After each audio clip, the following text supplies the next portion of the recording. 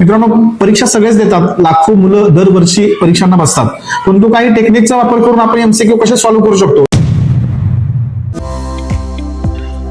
नमस्कार विद्यार्थी मित्रांनो, मी आपला सारथी डॉक्टर संतोष पाटील. युवकांसाठी यशाची वाट या आपल्या पुढच्या व्हिडिओमध्ये सर्वांचं स्वागत. मित्रांनो, आजचा व्हिडिओ हा थोडासा वेगळा होणार आहे, कारण बऱ्याच युवकांना वेगवेगळ्या एमसीक्यूच्या परीक्षांना सामोरं जावं लागतं. तर या परीक्षा द्यायच्या कशा, त्यातल्या सॉफ्ट ट्रिक्स काय आहेत, त्यातल्या नेमक्या सोप्या टेक्निक्स काय आहेत, या संदर्भामध्ये आज आपण बोलणार आहोत.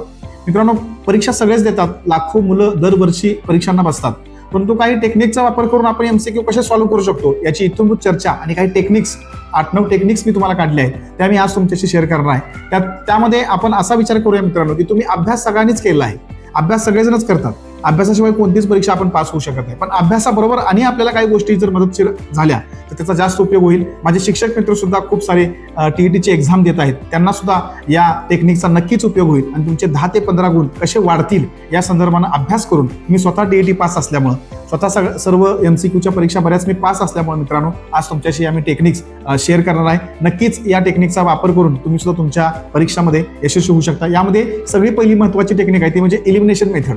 मित्रांनो, 4 पर्याय आपल्याला दिलेले असतात. या 4 पर्यायामध्ये 2 पर्याय आपल्याला कॅन्सल करता येतात.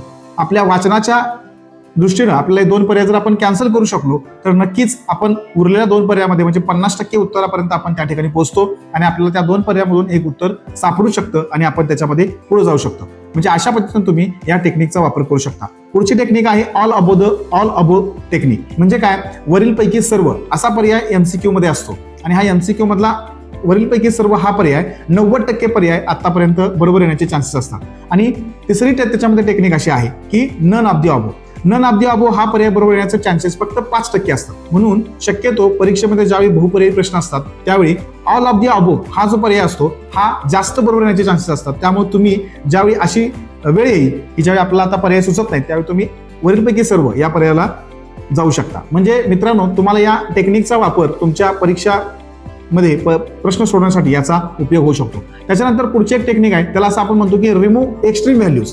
आता याचा अर्थ काय, गणितामध्ये वेगवेगळ्या 0, 1, 3 आणि 15 असे जर पर्याय दिले असतील, याच्यामध्ये एक्स्ट्रीम व्हॅल्यू तुम्हाला दिसत असेल तर 0 आणि 15 या एक्स्ट्रीम व्हॅल्यू तुम्हाला दिसतात.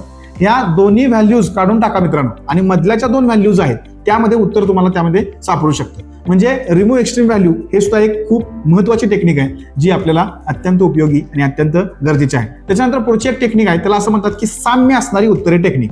आता याचा अर्थ काय आहे की तुम्हाला पर्यायामध्ये साम्य असणारी उत्तरं दिसतील. उदाहरणार्थ समजा पर्यायामध्ये आरएनए, डीएनए, मायटोकॉन्ड्रियाज आणि गोल्गी बॉडी असा जर समजा पर्याय असेल तर उत्तर आरएनए आणि डीएनए मध्ये असण्याची शक्यता जास्त असते. जर गणिताच्या सारख्या पर्यायामध्ये 5, -5, 10 आणि 17 असे जर पर्याय असतील तर 5 आणि -5 या 2 पर्यायामध्ये उत्तर सापडण्याचे चान्सेस जास्त असतात. याला असं म्हटलं जातं की सिमिलर आन्सर टेक्निक.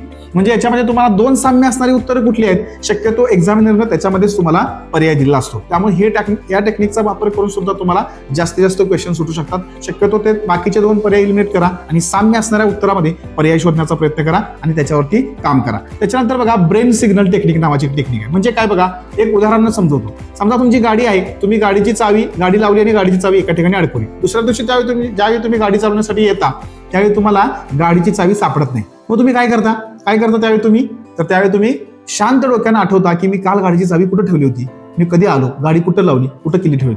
थोडक्यात काय, आपल्याला सुद्धा परीक्षेमध्ये ज्यावेळी असं उत्तर सापडत नाही त्यावेळी डोळे झाकून आपण शेवटी हे कधी वाचलं होतं, त्यामध्ये कुठली गोष्टी आपण नोट्समध्ये काढल्या होत्या, थोड्या वेळासाठी जर तुम्ही आठवलं मित्रांनो तर तुम्हाला ब्रेन सिग्नल देतो आणि शक्यतो ब्रेननं दिलेलं सिग्नलचं जे पहिलं उत्तर असतं मित्रांनो तेच तुमच्या प्रश्नाचं उत्तर असतं. असा 90% अनुभव माझा आहे. त्यामुळे शक्यतो ब्रेन पहिल्यांदा जे सांगेल, शांत डोक्यानं जे आठवून जे तुम्हाला आठवेल ते त्या प्रश्नाचं उत्तर असतं मित्रांनो. त्यामुळे ब्रेन सिग्नल टेक्निक याचा वापर तुमच्या या परीक्षेमध्ये तुम्ही नक्की केला पाहिजे आणि हे टेक्निक नक्की काम येते. त्याच्यानंतर पुढची एक महत्त्वाची टेक्निक आहे ती म्हणजे ऑप्शन बी आणि सी टेक्निक. आता हा काय प्रकार आहे तर बघा, एक्झामिनर ज्यावेळी उत्तर काढतो, एक्झामिनर ज्यावेळी प्रश्न तयार करतो त्यावेळी त्याचं उत्तर पहिल्याच पर्यायामध्ये देत नाही, शक्यतो देत नाही. म्हणजे ए, बी, सी, डी असे जर पर्याय असतील तर उत्तर ठेवण्याची त्याची पद्धत जी आहे ती एकतर बी मध्ये असेल किंवा सी मध्ये असेल आणि शेवटी पण जास्त देत नाही.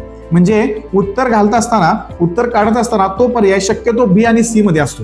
म्हणजे आपल्याला प्रश्न सोडत असताना तुम्ही जास्तीत जास्त ज्यावेळी प्रश्नाचं उत्तर येतच नाही, आता काही समजतच नाही, मला काही जमतच नाही, त्यावेळी तुम्ही जास्तीत जास्त ऑप्शन पहिल्यांदा बी ला दिला पाहिजे आणि त्यानंतर सी ला दिला पाहिजे. समजा तुमचं ए आणि सी मध्ये कन्फ्युजन होत असेल तर पहिल्यांदा तुम्ही ऑप्शन सी ला दिला पाहिजे पर्याय प्रेफरन्स, आणि मग ऑप्शन बी ला दिला पाहिजे. म्हणजे बी आणि सी मध्ये उत्तर सापडण्याचं जे अनालिसिस आहे ते मित्रांनो 70% आहे. म्हणजे आतापर्यंत मी माझ्या अनुभवावरून सांगतोय तुम्हाला की आतापर्यंत उत्तर सापडण्याचं जे प्रमाण आहे ते बी आणि सी मध्ये जास्त आहे. म्हणून साठी आपण काय केलं पाहिजे, बी आणि सी ह्या ऑप्शनला जास्तीत जास्त पर्याय प्रेफरन्स दिला पाहिजे मित्रांनो. ही याची टेक्निक आहे. पुढची एक टेक्निक आहे ती अशी आहे की कारण आणि परिणाम. आता बघा, बऱ्याच प्रश्नामध्ये तुम्हाला वर एक वाक्य दिलं असतं, खाली एक वाक्य दिलं असतं आणि पर्यायामध्ये सांगितलं असतं की वाक्य अ बरोबर आहे पण ब चुकीचं आहे, ब बरोबर आहे पण अ चुकीचं आहे, अ बरोबर आहे पण ब हे अचं कारण नाही, अशी पर्याय दिलेले असतात. अशा प्रश्नामध्ये आपण काय केलं पाहिजे बघा, अशा प्रश्नामध्ये माझा अनुभव असा आहे, माझा अनालिसिस असा आहे की 90% ए आणि बी मध्ये उत्तर असतं. त्याचं कारण असं, दोन्ही पर्याय म्हणजे ज्यावेळी कारण आणि परिणाम ही वाक्य दिली असतात ती दोन्ही वाक्य बरोबर असतात.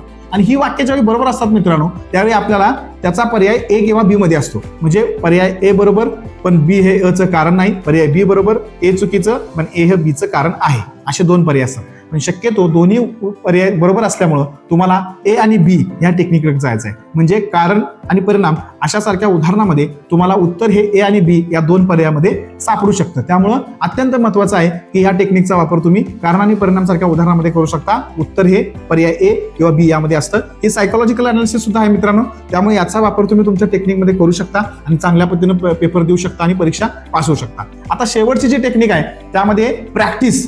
आता ही प्रॅक्टिस काय आहे, प्रॅक्टिस म्हणजे मित्रांनो एखाद्या टॉपिक वरती एक ठराविकच एमसीक्यू बनवू शकतात, त्याच्यावर बनवू शकत नाहीत. त्यामुळे तुम्ही त्या प्रत्येक टॉपिकचे एमसीक्यू, लाखो एमसीक्यू, हजारो एमसीक्यू जर सोडवले तर 100% तुम्हाला ती परीक्षा सोपी जाणार आहे. म्हणजे कोणतीही परीक्षा असेल त्या परीक्षेतल्या पीवायक्यूचा जर तुम्ही अभ्यास केला मित्रांनो तर ते पीवायक्यू म्हणजेच तुमच्या त्या परीक्षेची तयारी असणार आहे. कारण त्या पीवायक्यू मध्ये तुम्ही जर एका पर्यायाची तयारी केली तर बाकीचे 3 पर्याय कोणत्या प्रश्नांची उत्तर आहेत हे तुम्हाला कळतं. आणि म्हणून तुम्ही जेव्हा एक पीवायक्यू सोडता त्यावेळी तुमच्या 4 प्रश्नांची तयारी होते. समजा प्रश्न 100 प्रश्नांची असेल तर 100 प्रश्नामध्ये तुमचे 100 प्रश्न तयार होत नाहीत, तर 100 गुणिले परत 4 म्हणजे 400 प्रश्नांची तयारी तुमची एका प्रश्नपत्रिकेमधून होते. म्हणून तुम्ही पीवायक्यू जास्तीत जास्त सोडवले पाहिजेत.